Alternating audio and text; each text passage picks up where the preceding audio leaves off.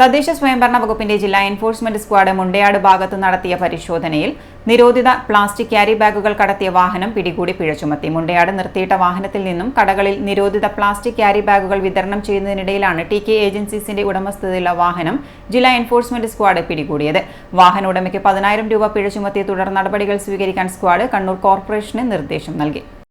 ചാല, വാരം, ചക്കരക്കൽ തുടങ്ങിയ പ്രദേശങ്ങളിൽ വിതരണം ചെയ്യാനായി കൊണ്ടുപോവുകയായിരുന്ന നിരോധിത വസ്തുക്കളാണ് പിടികൂടിയത്. മുൻകൂട്ടി ഓർഡർ എടുത്ത് വിൽപ്പനയോഗ്യമായ മറ്റ് വസ്തുക്കളോടൊപ്പം തന്നെ ആവശ്യക്കാർക്ക് നിരോധിത ക്യാരി ബാഗുകളും നൽകുന്നതായി സ്ക്വാഡ് കണ്ടെത്തിയിട്ടുണ്ട്. വാഹന ഉടമയ്ക്ക് 10,000 രൂപ പിഴ ചുമത്തി തുടർ നടപടികൾ സ്വീകരിക്കാൻ സ്ക്വാഡ് കണ്ണൂർ കോർപ്പറേഷന് നിർദ്ദേശം നൽകി. കഴിഞ്ഞ 2 മാസത്തിനകം ജില്ലാ എൻഫോഴ്സ്മെന്റ് സ്ക്വാഡുകൾ പിടികൂടുന്ന 4ാമത്തെ വാഹനമാണിത്. പരിശോധനയിൽ K. Sajitha, KR Ajayakumar, Shareekhul Ansar, corporation health inspector Nabeelath CK എന്നിവരും പങ്കെടുത്തു.